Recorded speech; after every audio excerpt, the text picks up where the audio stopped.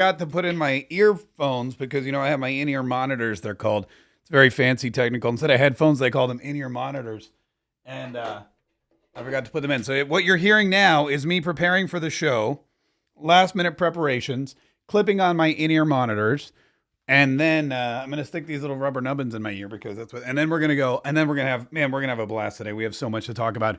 There's so much... Joe Biden gave his farewell address to his career yesterday, which is very exciting. There's also all kinds of crazy protests going on, well, all over Washington, D.C. And, of course, they're coming after J.D. Vance because they know they can't come after Donald Trump. So J.D. Vance, that's the next logical choice. Let me pull the curtain here a little bit so that the lighting's appropriate. And then we are going to go live with Mark K. Saves the Republic here in like 3, 2, 1. Now sounds like a good time. Man, Mark Cuban, billionaire Mark Cuban, he asked people who is currently the low-energy candidate for president. And man, he did not get the answer he was hoping for. He did not get the answer that he thought he would get. Mark Cuban, with a little Twitter poll, or an X poll rather, really, I mean, you want to talk about some serious hardcore trolling. You want to talk about people trolling the maximum amount of trolling. Doesn't matter. It happened to Mark Cuban. Look at this. He posted a poll and he said, who is currently the low energy candidate for president? Kamala Harris or Donald Trump? 64.7. Let's just call it 65% of the people said it's Kamala. It's Kamala. Kamala is the low energy candidate. Kamala is the one that needs to boost her game. Kamala is the one that is not necessarily the choice of the people. And it's true. Even people in New York are not on board with Kamala Harris. Even people who love Kamala Harris are not on board with Kamala Harris leading this country. And we know that because Newsmax, man, we love Newsmax. Newsmax took to the streets of New York City and they asked people, hey, what do you think about Kamala Harris? And these were the answers they got. With Kamala Harris likely to become the Democratic nominee for president, we're out here asking New Yorkers what her biggest achievement has been over the past 3.5 years as a vice president. I don't know. That's kind of the whole issue about her. Zero. No accomplishment. She corrupted the country like her partner, Joe Biden. I don't think she has a snowball's chance in hell to become president. She couldn't even win the primary in her own state. I haven't seen her do much, to be honest. The Democratic Party is definitely going to have to start advertising what she can actually do for the country, because I don't think anyone knows. I mean, with the whole Biden thing, I think all of us knew it was coming, right? It's been evident for the last how many years that he's not fit to be our president. Kamala's not any more fit to be our president either. I love her. I hate that she has not able to show what she has done. I think immigration is still a little bit of a mess. What else she's done? What is Kamala Harris? Press right now is building her up like she's the greatest thing since the napkin or the second coming of Jesus Christ. It'll all play out. She's got nothing going for her other than that stupid laugh that she has. I love that he compared the napkin and say she's the greatest thing since the napkin and the second coming of Jesus Christ. Those are the two biggest things in that guy's life right now, napkins but you know what? You saw that. There are even Kamala supporters. I love her. I hate that she's done diddly squat. I love her. I hate that I can't point to one thing that she's accomplished in her career. I love her, but she's not going to be the best president of the United States. And those are New Yorkers. Those are Democrats, a lot of them. Those are Kamala Harris's so-called supporters. Although we're finding out there's a lot fewer supporters of Kamala Harris than I think Kamala Harris believes that there are. There are a lot fewer Democrats on board with the Harris blank ticket, whoever that blank is going to be, than they originally thought. And the only thing really going for her is her laugh. And her bizarre comments, like the thing about the coconut tree, which, okay, I'll play it. You think you just fell out of a coconut tree? I don't understand why remixing that and turning that into TikToks and some kind of viral sensation makes people think, wow, the coconut tree comment, now that it's put to music, now I see why she's totally competent to be president. Oh, you took the coconut tree comment, which she made at a public appearance, and you put it on TikTok with a funny dance in the background. Oh, now I see it. Yeah, she should totally be the first female commander in chief. I absolutely thank you for doing that, TikTok, because that cleared it all. That cleared it all up for me. All right, speaking of commanders in chief, I guess we'll just jump right into Joe Biden and his bye-bye address, the Joe bye-bye Biden. He had to get back to the Oval Office somehow. It took him a few days. He managed to make his way behind the desk in front of the cameras, and he managed to stumble his way through this pre-recorded. I don't know if it was pre-recorded. They say it was live, but I don't know. I was looking for signs that this was maybe a pre-recorded speech. I couldn't find anything definitive, but I'm still skeptical. But he's there in the Oval Office and he's sitting down at the desk, and his family, apparently Hunter's there looking solemn because now he's not going to be able to get that pardon, or he's hoping Dad doesn't forget the pardon before. He's like, Dad, I understand. You're old, you're decrepit, you're demented. You can't run this country. The Democrats are trying to stab you in the back. Your own party doesn't want you, and no one in America trusts you. Plus, you've basically lit the world on fire. But please, before you leave in January, you've got to sign the pardon, or else I'm screwed. That's what Hunter's doing, sitting there looking solemn. Jill is also thinking, oh my gosh, what am I changed all those diapers for this? And for 4 years as president, that wasn't in the deal. I had 8 years in the White House. I had 8 Christmases. I had 8 years of Secret Service protection and being the BMOC, or the big FLOC. Big First Lady on campus. Yeah, one of those. That's what I was supposed to have. But now, Joe, you ruin it all, and we're being forced out. Everybody in the family was there looking dismal. And then Joe Biden started to speak. And he started to speak about, well, his favorite subject, himself. Thomas Jefferson wrote the immortal words. My fellow Americans, I'm speaking to you tonight from behind the resolute desk in the Oval Office. In this sacred space, I'm surrounded by portraits of extraordinary American presidents. Of which he is not one, by the way. He's sitting in it. I guess it didn't rub off. Maybe he was trying for osmosis, but the osmosis just didn't take. You're supposed to, maybe it's like a vision board. The vision boards, all the Tony Robbins and all the celebrity, what do you call it? People that say, the success experts, they're like, make a vision board, put up pictures of your icons or people who you'd like to emulate. So Joe Biden's sitting in the Oval Office with all the pictures and the portraits of these famous presidents, and it didn't work. It didn't work for him. He wasn't able to awaken the giant within. Thomas Jefferson wrote the immortal words that guide this nation. George Washington, who showed us presidents are not kings.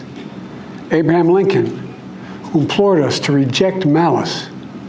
Franklin Roosevelt, who inspired us to reject fear. Now, this is really interesting that he should pick those presidents. Thomas Jefferson, who wrote the immortal words that guide our nation, words that he himself forgot when he was campaigning years ago. Do I have that? I don't even know if I have. You know the thing. I don't have that here. But the thing, when he was giving the speech, those immortal words that he just can't seem to remember from time to time. George Washington, who taught us that presidents are not kings. This is odd because if there's ever been a president who acted more like a king, it was Joe Biden. With what was it? Something ridiculous, like 92 executive orders on Inauguration Day, 92 executive orders. The first time he took office, he walked right into the Oval Office, sat down at the resolute desk, took out a pen, and just started signing his name to more executive orders than any president had ever signed on their first day. And it was George Washington, who he's staring at apparently, a portrait of, who taught him that presidents aren't kings. Presidents aren't kings, except for this president who ordered the CDC to put an eviction moratorium on landlords, bankrupting thousands and thousands of them during COVID, even though it was illegal. Joe Biden, who pledged to pay back student loan debt, even though he had no authority to do so. Joe Biden has unilaterally tried to do things by skirting Congress, by skirting the law, by skirting the government, and by trying to usurp more power than his office has had. Yet he wants you to remember that George Washington said presidents aren't kings. Abraham Lincoln, who warned us to speak out against malice. Oh, yeah? Who has been more malicious in the Oval Office than Joe Biden? Seriously, who has been more malicious? Who has had their political enemies searched, investigated, indicted, convicted more so than Joe Biden? Joe Biden saw the threat from Donald Trump, so he sent the FBI over to his house, to his home, to his private home, to search through his wife's underwear drawer and blow open his private safe, looking for things that he already knew were there and that Donald Trump had every right to have. He sent Jack Smith on a wild goose chase trying to figure out how Donald Trump had secured top secret documents and committed treason against the United States. He worked in tandem with attorneys general and prosecutors in Georgia and New York, having White House officers and lawyers work with the Department of Justice, work with Merrick Garland. There were trips back and forth. They were doing everything they could to bankrupt Donald Trump, to turn him into a rapist, to turn Donald Trump into some kind of fraudulent criminal. They even got him convicted in New York, and wouldn't you know it, Donald Trump still continues to lead in the polls. He leads Joe Biden, he leads Kamala, he leads in every single swing state. Joe Biden did not heed the words of Abraham Lincoln when he warned against malice. He instead said, "Screw you, Honest Abe. I'm going to be malicious, and there's nothing you can do to stop me." And then there's Roosevelt, who he said taught us not to fear. Man, who fears more than Joe Biden? Joe Biden is afraid of everything.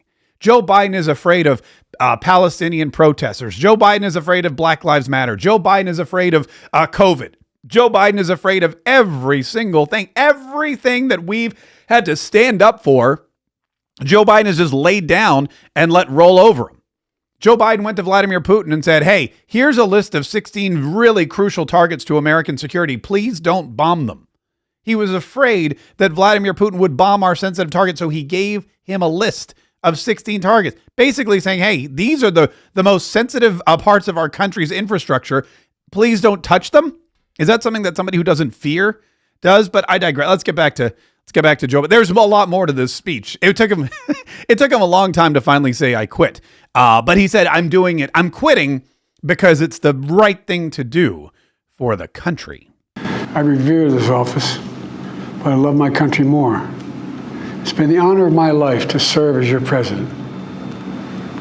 But in the defense of democracy, which is at stake, I think it's more important than any title. The defense of democracy. Joe Biden is quitting because he is a defender of democracy. Joe Biden is quitting because he's a defender of democracy. The guy who systematically is trying to delete the first two amendments of the Constitution and probably more of them. Joe Biden, who took away your right to practice your freedom of religion during COVID, your right to free speech, freedom of the press. Joe Biden, who's trying to disarm Americans because he doesn't believe that Second Amendment is worthwhile. Also, it's a lot easier to take over, to tell people what to do when they can't fire back at you. Now, Joe Biden is a defender of democracy, and he feels the best way he can defend democracy is by quitting his job and passing the torch. So I've decided the best way forward is to pass the torch to a new generation. That's the best way to unite our nation. The disunity in our nation has nothing to do with what generation's in charge. For example, Joe Biden and Donald Trump, for all intents and purposes, are from the same generation. Joe Biden and Donald Trump have just a few years of age that's between them. Joe Biden and Donald Trump are the same when it comes to the seasoned and the maturity. However, it's the ideology that's a lot different. It's the energy that's a lot different. It's the vision for America. It has nothing to do with age. If Donald Trump were 50, a lot of people would still rather have him. If Donald Trump were 85, acting the way he is, and if Donald Trump still had the ideology and the wherewithal and the ability to execute the plan for America, for putting America first, that we all know he has, then age wouldn't be a factor. It has nothing to do with the next generation. It has to do with Joe Biden being unable physically and mentally to execute his office, which may not even be a bad thing, because if he were physically and mentally able to execute his office, we'd be in a much worse position than we already are. Brit Hume from Fox News was funny. He, after the speech, they talked to him and they said, "Hey, Brit, what did you think about this speech?" And he summed it up pretty well. To hear the president tell it, he was fine with running for re-election, thought he could win the race and serve for 4 more years, until sometime between Saturday night and Sunday morning, when it dawned on him, apparently, that it was time for a new generation of leaders. Something that had escaped his notice now, lo these many months and years, and that then he got up on Sunday and decided he would turn everything over to this new generation led by Kamala Harris, whom, as you mentioned, Martha, he extolled as being a great partner to him. There was enough mention of democracy and the sacredness of it to suggest that there was more than a little political motivation in his speech, since democracy and the salvation of it has been such a theme of his and Kamala Harris's election program.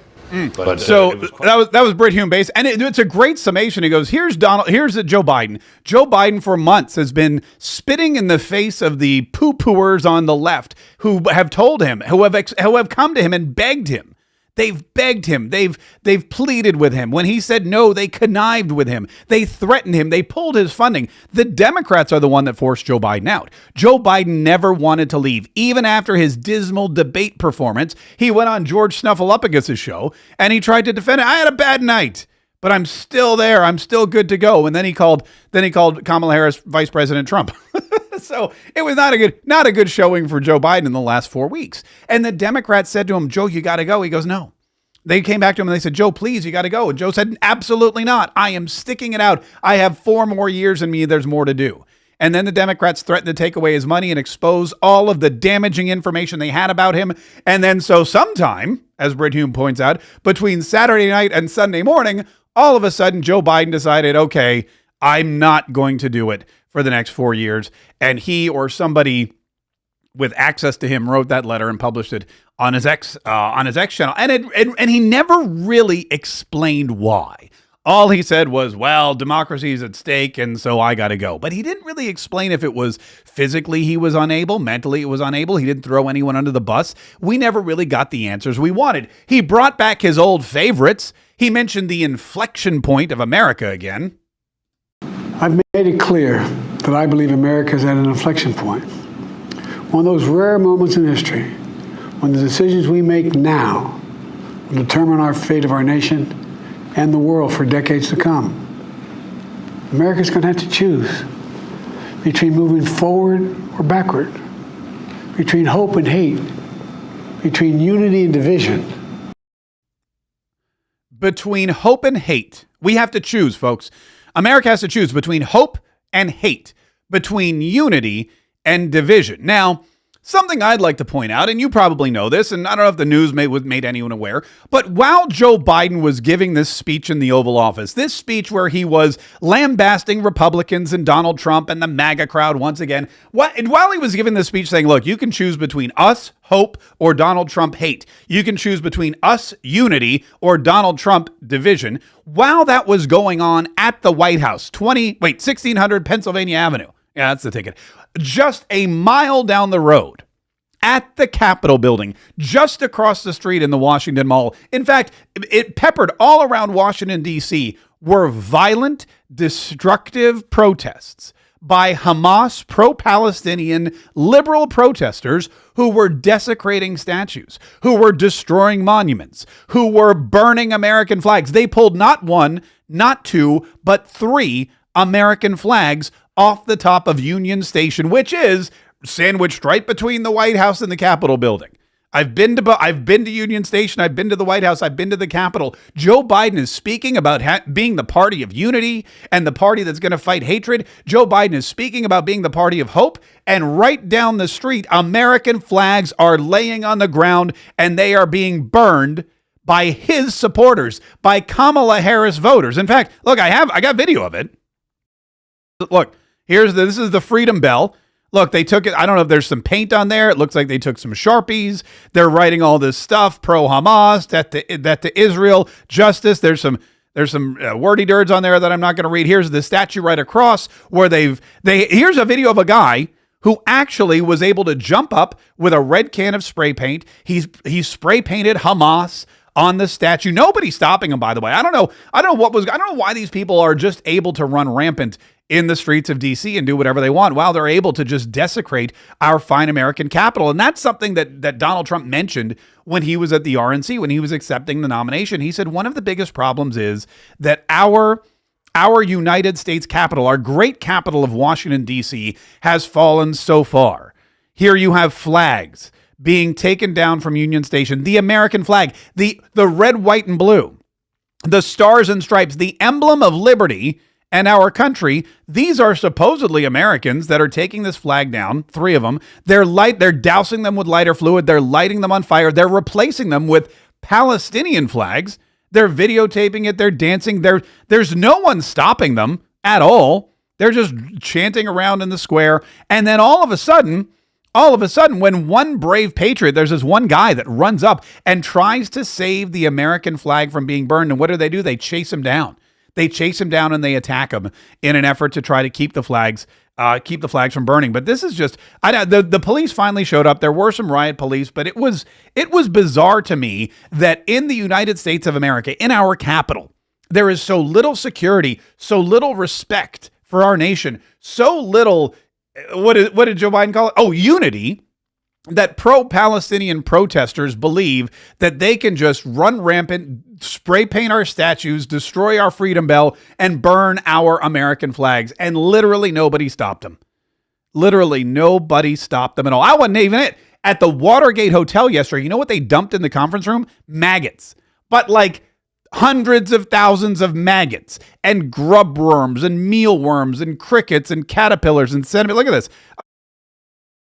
This is the Watergate Hotel where Benjamin Netanyahu, the prime minister of Israel, was staying. And he was supposed to have a conference. This was the conference table. They put maggots on the conference table. They released crickets and other disgusting insects throughout the hotel. They would pull the fire. They were pulling the fire alarms all night so that Benjamin Netanyahu couldn't sleep, so that all of the people in his delegation couldn't sleep. They just repeatedly pulled the fire alarm, so they were going off. Outside the building, they were projecting. Look at this. Oh, wait, hold on. They were projecting an image that said arrest Netanyahu. They had one of those big like gobo light projection systems that people use at Halloween. You know, like there's always the dude on your street at Halloween that projects stuff on his house because he thinks it's cool. Here they're doing it. They're doing it with Benjamin Netanyahu. They're projecting it on the Watergate Hotel because they don't want him. They don't want him staying there. He actually left and went to another hotel. But because a foreign leader comes to town, because a foreign leader comes to meet at the invitation of Congress, goes to talk to our congressional delegation, not just the Congress people, but also the senators, everyone who's there, except for Kamala Harris, because she had a very important meeting at a sorority. Everybody else was there. And Donald Trump, who was in Charlotte, pointed out, look, you know, this is not the kind of message we want to be giving to our leaders. And it's not the kind of message we really want to be giving to Jewish voters, because these anti-Israeli, pro-Palestinian protesters who support the Democrat policies, who support Democrats, who are supporting Democrats like Rashida Tlaib and Ilhan Omar and AOC and the entire squad. These people are speaking out not just against Israel, but against Jewish Americans. And that's something Donald Trump pointed out in his rally yesterday. Now what she's doing is she's running away from Israel. She refuses to go to Bibi Netanyahu is in Washington. She refuses to be there. Even if you're against Israel or you're against the Jewish people, show up and listen to the concept. But she's totally against the Jewish people. And it amazes me how Jewish people will vote for the Democrats when they're being treated so disrespectfully and badly. It amazes me. It's shocking. I don't get it. I don't get it. We've had this conversation a lot. When I had the radio show, we talked about this all the time. I would always say, if you're a Jewish person and you vote for Democrats, can you please call in and explain to me why that is? Especially now, ever since the Barack Obama days, where Barack Obama made it a point to turn the Democrat Party into an anti-Israeli party. He made it a point to show that he supported Palestine and Hamas and Hezbollah more so than he did Israel. He had a lot of animosity toward Benjamin Netanyahu and the rest of the leaders in Israel. He did things that purposely put Israel in harm's way. And in doing so, also the rest of the Middle East and really the rest of the world. Barack Obama had open animus toward Israel. And now that Joe Biden's back in office, that kind of continues. The squad makes it a point. Man, it makes it the squad basically runs on death to Israel, on from the river to the sea, Palestine will be free. We've seen Rashida Tlaib standing outside the Capitol office buildings with these same people that later somehow wound up in the foyer. They wound up in the rotunda of the same Capitol Hill office building. Gee, I wonder how that happens. She has a pro-Palestinian flag hanging outside of her office. We've seen the video of it. It's really kind of shocking to me. And Benjamin Netanyahu, he gave a fantastic speech, and he really he really made some interesting points. And one of the things he pointed out was, look, first of all, he talked about the protesters. He said something very interesting that I think a lot of people either dismiss or don't understand or just don't want to believe. But first he said, look, for all of you in attendance, you need to realize that America and Israel are allies. Probably no stronger ally in the world does this country have than Israel. And for good reason. And so Israel and America need to stick together if we're going to win. And he wanted to remind everyone. For the forces of civilization to triumph, America and Israel must stand together. Because when we stand together, something very simple happens. We win, they lose. Seems like a legit plan. Let's stick together and we'll win and they'll lose, them being the terrorists, them being Hamas, them being Hezbollah. This is something that is mandatory. It's crucial for both of our countries. We can't have terrorists running rampant in the Middle East. We can't have terrorists going into Israel and taking American citizens hostage and having a president sit around and do absolutely nothing about it. Benjamin Netanyahu's trying to get him back. Is Joe Biden? My friends, defeating our brutal enemies requires both courage and clarity. Clarity begins by knowing the difference between good and evil. Yet incredibly, many anti-Israel protesters, many choose to stand with evil. They stand with Hamas. They stand with rapists and murderers. They stand with people who came into the kibbutzim, into a home. The parents hid the children, the two babies, in the attic, in a secret attic. They murdered the families, the parents. They find the secret latch to the hidden attic, and then they murder the babies. These protesters stand with them. They should be ashamed of themselves. By the way, it's not just the protesters. It's not just the people outside who are burning the American flag and who are attacking the police. It's not just the pro-Palestinian protesters who pulled the American flag off of Union Station and replaced it with the Palestinian flag. It's not just the protesters who are spray painting Hamas, free Hamas, Palestine, yada, yada, all over our buildings and all over our architecture and all over our monuments. It's not just them. It's people in the room. There are people in the very room, in the chamber of the House of Representatives, where Benjamin Netanyahu is speaking to a joint session of Congress, who are standing with those same Hamas terrorists and rapists and murderers. One of them is, well, Rashida Tlaib. In fact, she showed up with a sign that said war criminal. And while Benjamin Netanyahu was speaking, she held, it was like an auction, you know, like little auction signs where it's like a little placard. It usually has a number on it. So if you want to bid, it's like $29. Then I got a $35. I got a $49. I got a $49. I got a $50. Can I get a $50? It sold $50. You get the little auction placards. It's like that, only instead of a number, it just says war criminal. On the other side, it said something about genocide, I think. But she just kept holding this up in Congress while Benjamin Netanyahu was speaking. And clearly, Benjamin Netanyahu is speaking not just about the whack jobs outside the Capitol building, but he's speaking about the whack jobs inside the Capitol building. The squad. Ilhan Omar, Rashida Tlaib, AOC, Cori Bush, the rest of them. Not the guy who pulled the fire alarm because he got primaried. He got primaried. And then he did something I think really cool. He opened up America's eyes to the real issue, the real problem. We recently learned from the National Security Director, U.S. Director of National Intelligence, that Iran is funding and promoting anti-Israel protests in America. They want to disrupt America. So these protesters burn American flags even on the 4th of July.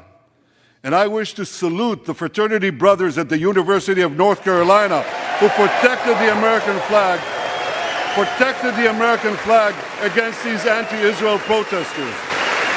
By the way, who had Benjamin Netanyahu shouting out the frat boys at the University of North Carolina on their 2024 bingo card?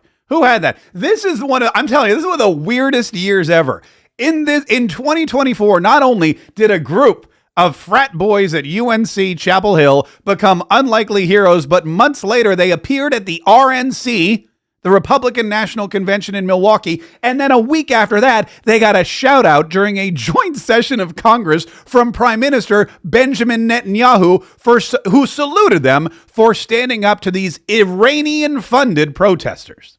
And that's the key. That's the really important part. That's the first time that anyone had the guts to say that. He's like, look, the National Security Director of the United States of America told me these clowns, these idiots, these imbeciles who are destroying America, they're paid for by Iran. Iran is funding the anti-Israel protests that are going on right now outside this building. Not that many, but they're there, and throughout the city. Well, I have a message for these protesters.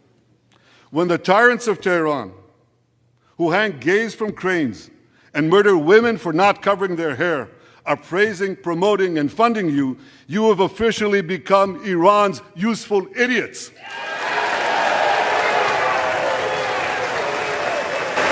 Yeah, they're now Iran's useful idiots, the IUIs. You got all these IUIs running around burning American flags, and they're being funded by Iran. And that's a problem because, as Donald Trump will point out at his rallies, as Donald Trump likes to point out in his speeches, when Donald Trump was president, Iran was broke. Iran had no money. Nobody was buying oil from Iran. Nobody was giving Iran baskets full of cash. Iran had nothing.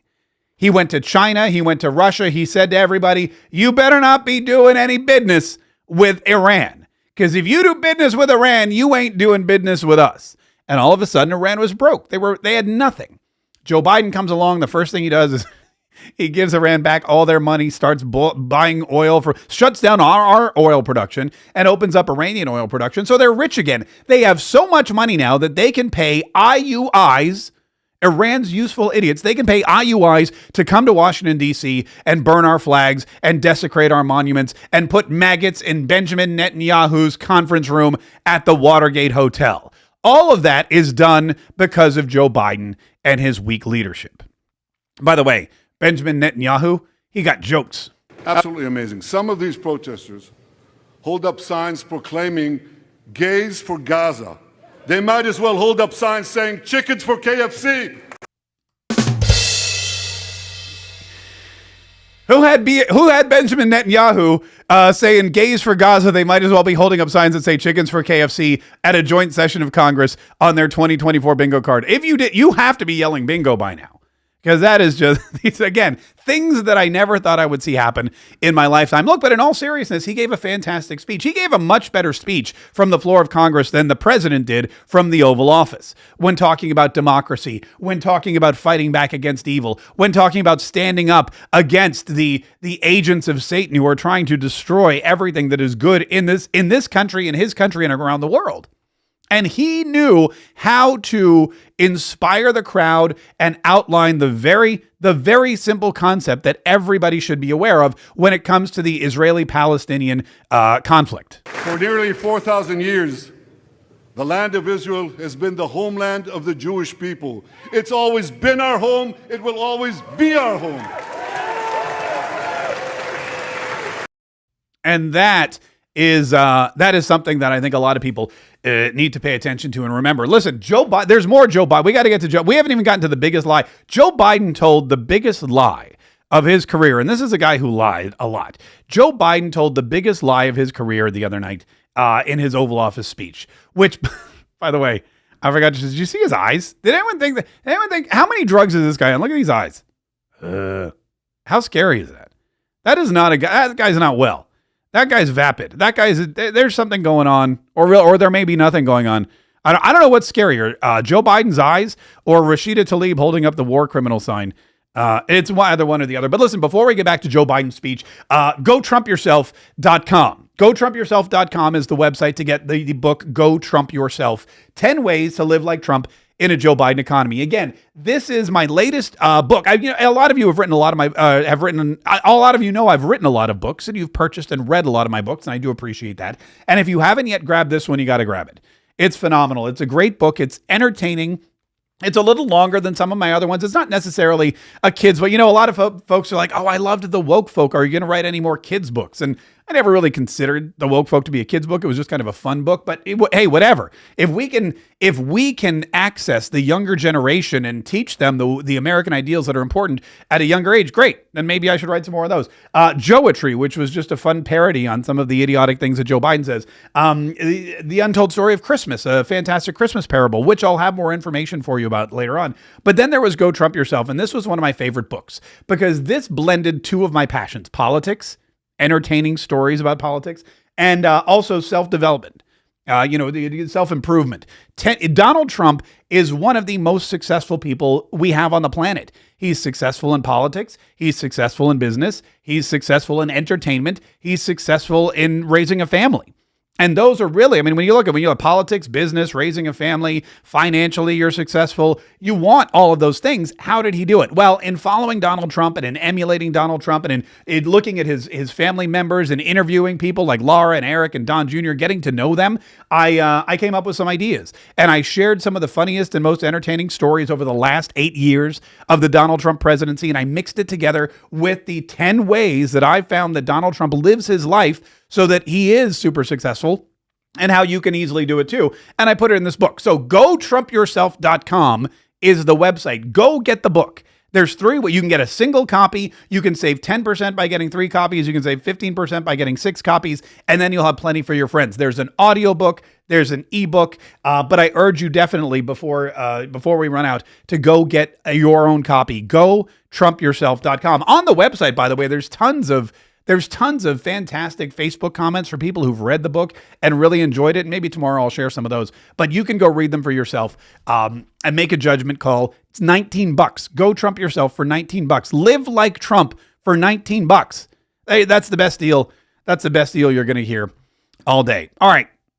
Speaking of which, let's go back to Joe Biden. Joe Biden, man, this guy over his career has told a lot of whoppers. But he's not told a bigger whopper than the one he told yesterday from the Oval Office, where he said, "So I've decided the best way forward is to pass the torch to a new generation. That's the best way to unite our nation." Okay, that's a lie, the biggest lie ever, because Joe Biden did not decide to pass the torch to a new generation. If Joe Biden decided to pass the torch to a new generation, Joe Biden would have done that before the primary. What Joe Biden decided was to put his own career above his party, to put his own career above his country, to put his own political ambitions above everything else, and run for president again. This is not new. Joe Biden has been gaffing since the 2020 election. In 2020, there were questions about Joe Biden's mental capacity to continue. There were questions about Joe Biden being a fit leader. Could this guy actually be president? Could he win? And if he does, is he even capable? Do we really trust this guy with the nuclear codes? No, the answer was no to all of those. But Joe Biden won. In 2024, he decided once again to put his own personal political ambition and financial windfalls above the country and run. And he won the primary. And he was all set to go until the debate. That early debate that did him in when he had a bad night, when he stumbled and bumbled and didn't know what he was doing, when Donald Trump was reserved and resigned and respectful, and Donald Trump let him speak. Donald Trump let Joe Biden debate himself out of a job. Donald Trump let Joe Biden destroy himself. In fact, look, I have a photo. This is Donald Trump yesterday. On Trump Force One. While Joe Biden was giving his speech, he's watching Joe Biden on the big screen. He's standing there. Effectively, what Donald Trump did was he beat Joe Biden without an election. He destroyed Joe Biden's presidency, took him out of the race without an election. And Donald Trump did all of that by letting Joe Biden debate himself right out of a job. If Joe Biden was a better debater, you would have heard more from Donald Trump. But Donald Trump had the wherewithal and the insight and the intellect and the strategery to hear in the first few seconds of that debate how far gone Joe Biden was and still is. He listened to Joe Biden in that debate. He was like, whoa, the more this guy talks, the better it is for me. And so he let Joe Biden talk himself off a cliff, talk himself into an early grave, talk himself right out of the Oval Office. And that's exactly what he did. But Joe Biden's lying. He's telling you it was his decision. It was not. It was not his decision, and we know that because we had prominent Democrat leaders coming forward and saying, it's time for you to go, Joe. Adam Schiff, Nancy Pelosi, Barack Obama telling people in private, Joe's got to go. You had Chuck Schumer and Hakeem Jeffries not coming out and saying it, but in the background, everybody knew, listen, if it all comes down to it, we're going to rally around whoever we can so that Joe Biden gets the message. And then we'll take away his money. And $90 million was frozen from Joe Biden's super PACs, from donors like the Disney woman and everyone else who said, I'm not giving another penny to Joe Biden. George Clooney, who I didn't even know could write, wrote an op-ed that they published in the New York Times, Washington Post. That was one of those. It wrote an op-ed. They published it where he said, look, just a few weeks ago, I was with Joe Biden bilking his voters for millions of dollars. Just a few weeks ago, I was at a fundraiser with Joe Biden where I scammed rich, hardworking Democrats out of their money. And now, just a few weeks later, I'm telling you, Joe Biden, this guy is gone. This guy is a vegetable. This guy cannot be trusted. He should not be the president. Look, I lied to you, but now I'm coming clean because I'm scared for our country. Joe got to go. We're going to keep the $25 million. Thank you very much. But Joe has to, we're just going to pass that money on to Kamala without any kind of, specific legal reason, way to do so, or without any oversight.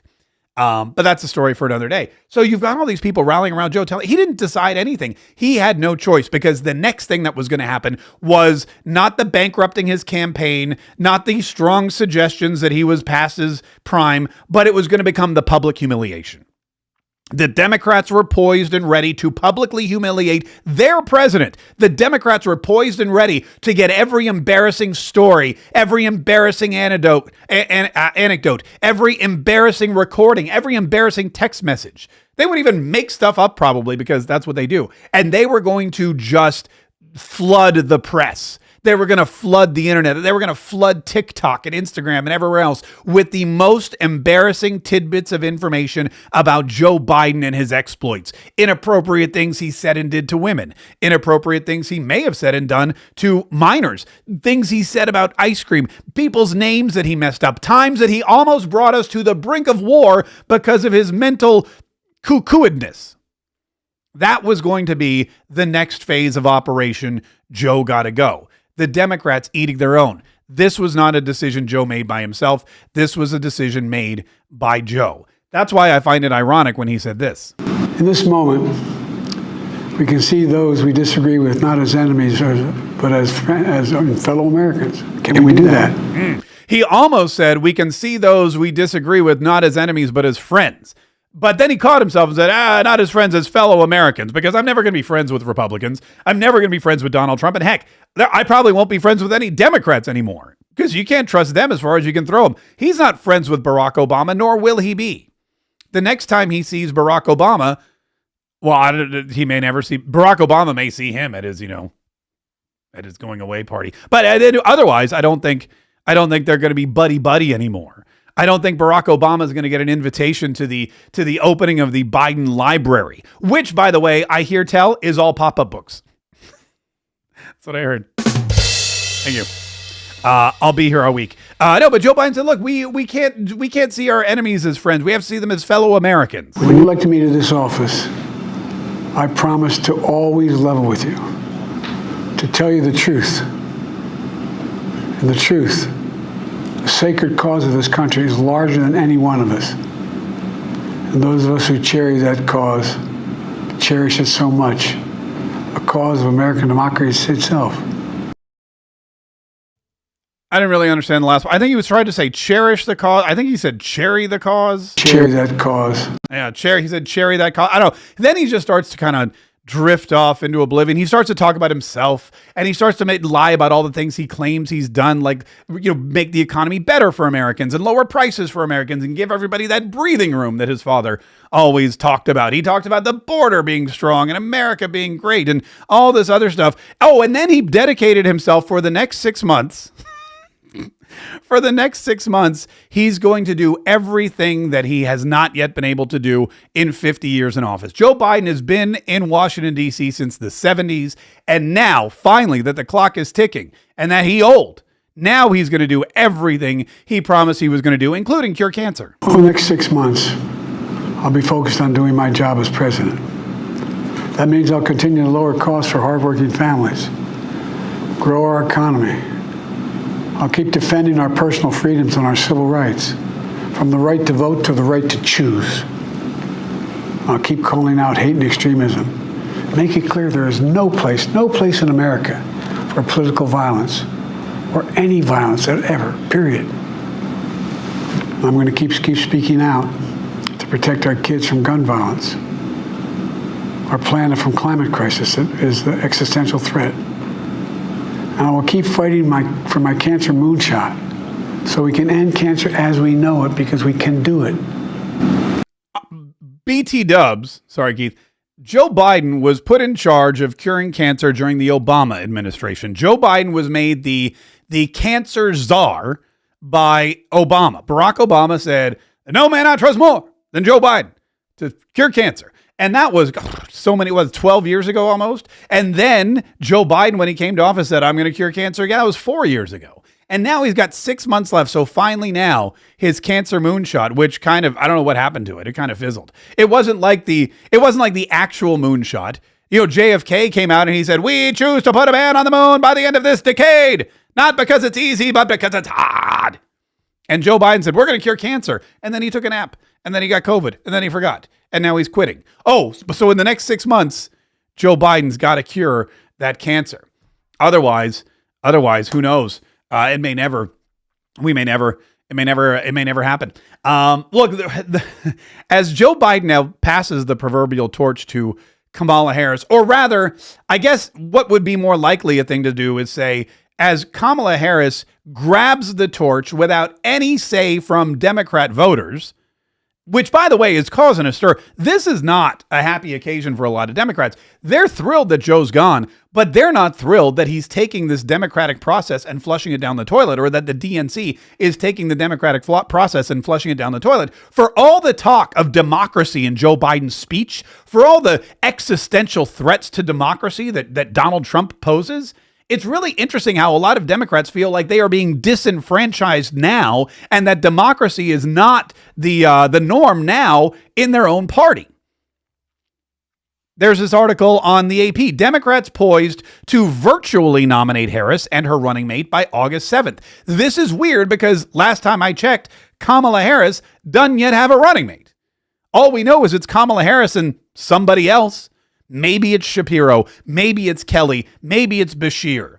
Maybe it's somebody else. We don't even know. Yet they're ready to give this woman and this unnamed blank of a vice presidential candidate the nomination before the Democratic National Convention, because they don't want anyone challenging her. They don't want anyone coming in to try to stop her. They know it's going to be an uphill battle. They know how tough it's going to be. They know that electing Kamala Harris president is damn near impossible. It's like getting Joe Biden to cure cancer.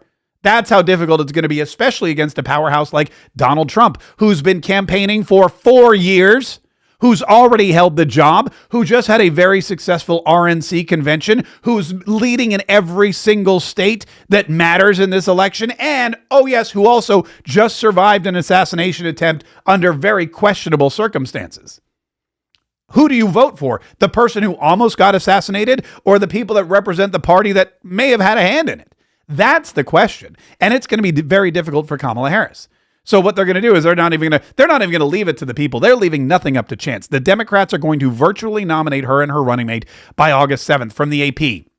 Democratic National Convention delegates can make Vice President Kamala Harris their presidential nominee and even start approving her yet-to-be-named running mate in online voting beginning next week, as the party races to coalesce around a new top of its ticket heading into November. The convention's Rules Committee on Wednesday passed a proposal. Yesterday, they passed this proposal where delegates from around the country will be able to vote on potential presidential nominees to replace President Joe Biden, who abandoned his reelection bid. Here's the problem.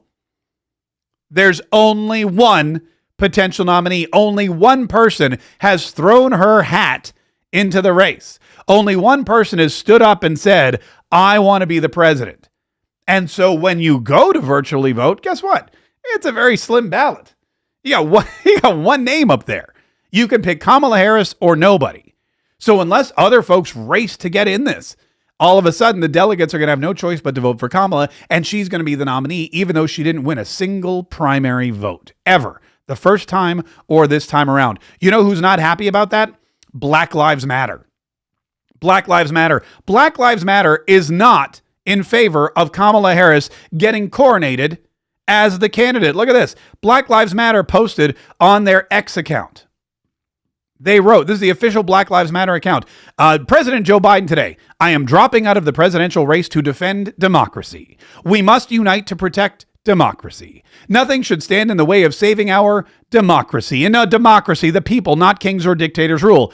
DNC, today in a smoke-filled room, we will create an open, fair, inclusive, and transparent process to select the next Democratic nominee. However, the American people will not get a chance to vote for the Democratic nominee and their VP.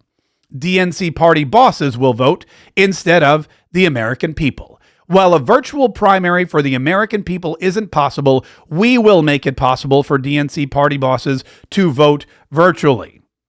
This is a big sticking point. They're saying, look, it's not possible. I'm sorry, Black Lives Matter. I'm sorry, other angry Democrats. We just can't create a virtual primary for you to vote for a new candidate. That's just not possible. But you know what is possible? We can just do it for our own self. We can do it for our delegates because we know how they're going to vote. But none of that even really matters because nearly 2,000 DNC party bosses have already told the Associated Press that they are committed to Kamala Harris and her unknown VP as the Democratic nominee. So Harris already won the open, fair, inclusive, and transparent process, which is really just for show. Man, when you have a black woman as your candidate, and you manage to screw it up so badly that you lose the support of Black Lives Matter, that's really a skill, man. That really takes some doing. It's so difficult. It's the most difficult thing in the world to take a liberal, socialist, far left-leaning woman who's black, put her in a position where she could be the next president of the United States, and simultaneously lose the support of Black Lives Matter. That is a new low for the Democrat Party.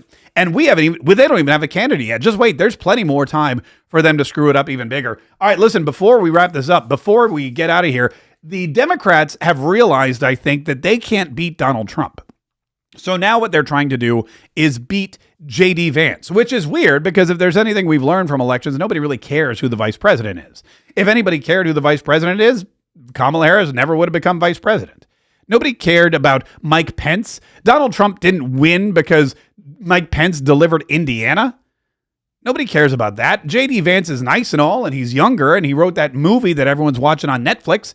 That's cool. But J.D. Vance isn't going to make or break this campaign. However, the Democrats realize that Donald Trump's lead is almost insurmountable in a lot of places, and Donald Trump's appeal is huge among every aspect of the voting electorate. Middle class Americans, older and elderly Americans, younger Americans, Gen Z, millennials, Gen X, they all love Donald Trump. The suburban soccer moms we talked about yesterday, they love Donald Trump. Jewish voters are going to start coming over to Donald Trump with all of these pro-Palestinian protesters that Kamala is supporting. Snubbing your nose at Benjamin Netanyahu is not a way to keep the Jewish electorate happy. Not to mention the African American voters, Black Lives Matter, Latinos, who don't want this country to turn into whatever country it was they fled years ago.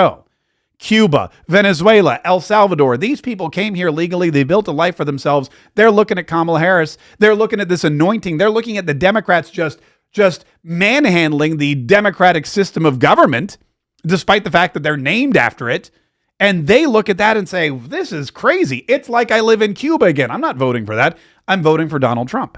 So they can't beat Donald Trump. They're trying to beat J.D. Vance. And they drummed up an old clip of J.D. Vance talking to Tucker Carlson where he called childless women cat ladies. Saying is that we're effectively run in this country via the Democrats, via our corporate oligarchs, by a bunch of childless cat ladies who are miserable at their own lives and the choices that they've made, and so they want to make the rest of the country miserable too. And it's just a basic fact. You look at Kamala Harris, Pete Buttigieg, AOC, the entire future of the Democrats is controlled by people without children. And how does it make any sense that we've turned our country over to people who don't really have a direct stake in it? Okay, so that's an old clip. You know how I know that's an old clip? Because it's Fox News and Tucker Carlson is hosting. So you know it's an old clip. That's an old clip of J.D. Vance when he was senator or running for senator. I'm not even really sure when, saying, look, we've turned our country over to these childless cat ladies who were trusting to make decisions about family when they don't even have families of their own. Well, the Democrats dug into their war chest. They combed the old Fox News videos and they threw up that clip of J.D. Vance. And you know who got really offended by it? You know who got really upset? Rachel from Friends. Jennifer Aniston, who's childless. I don't know her. I don't know currently her cat Sitch. I don't know if she's a feline loving childless woman. I don't know if she's pro cat or if she's pro canine. I don't know anything about her other than she was with Brad Pitt. He left her for Angelina Jolie, and she's just kind of been a famous single woman for a very long time. Well, she's upset, and she's so upset that she posted on Instagram. That's a lot of anger. Jennifer Aniston, who never gets political and who a lot of people haven't really heard from in a long time, is now coming forward to speak out against J.D. Vance's crazy cat lady comments. Here's what she posted. I truly can't believe this is coming from a potential VP of the United States. All I can say is, Mr. Vance, I pray that your daughter is fortunate enough to bear children of her own one day. I hope she will not need to turn to IVF as a second option because you are trying to take that away from her too. So Jennifer Aniston she is up in arms. She cannot believe that J.D. Vance years ago said our country is being led by childless cat-loving women and who don't do the best thing for American families. She's so upset because he's trying to take away IVF that she posted on Instagram and said, I can't believe this is coming from somebody who wants to be Vice President of the United States of America. Wait until Jennifer Aniston hears the kind of things that come from the mouth of the person who actually is Vice President of the United States of America. You think you just fell out of a coconut tree? Yeah. All right. Listen, I'm wrapping up. So if you're like, okay, I really wanted to get your Trump book, but I didn't want to miss any of your podcast. Great. It's over. Go to GoTrumpYourself.com. GoTrumpYourself.com. 10 ways to live like Trump in a Joe Biden economy. Get a copy of your book. We'll mail it out today. You can be reading it in just a few days. You're good. It's not like a long commitment.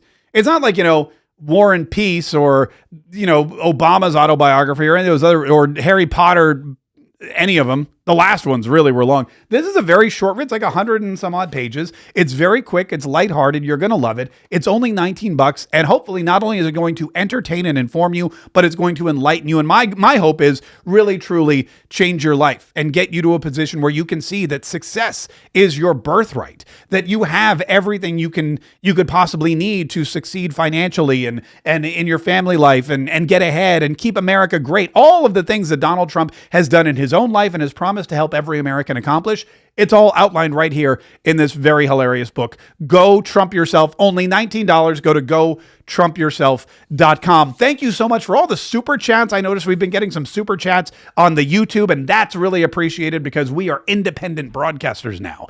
We appreciate everyone on Rumble throwing those Rumble rants at us. Every one of you, we see you. We appreciate you. We want you coming back. We want you to share this too. Like it, subscribe. If you're downloading our podcast every day, on iTunes or on Spotify or wherever you happen to be listening, hats off to you. Bravo. I'll give you a little clap, a Schumer clap. Vice President Kamala Harris. I'm clapping. You don't have to. I appreciate everybody because that's how we're going to continue to grow. That's how we're going to continue to get bigger. That's how we're going to bring more Catriots in under the umbrella, more Catriots into the fold, more Catriots into the fight. And we're going to need more Catriots because this fight's going to continue. It's going to get harder. This next between now and November 5th, it's no holds barred. Gloves are off. The Democrats will stop at nothing to try to retain power. And it's up to us to fight every single day so that we can finally, once and for all, save the Republic. Thanks for being here. See you tomorrow.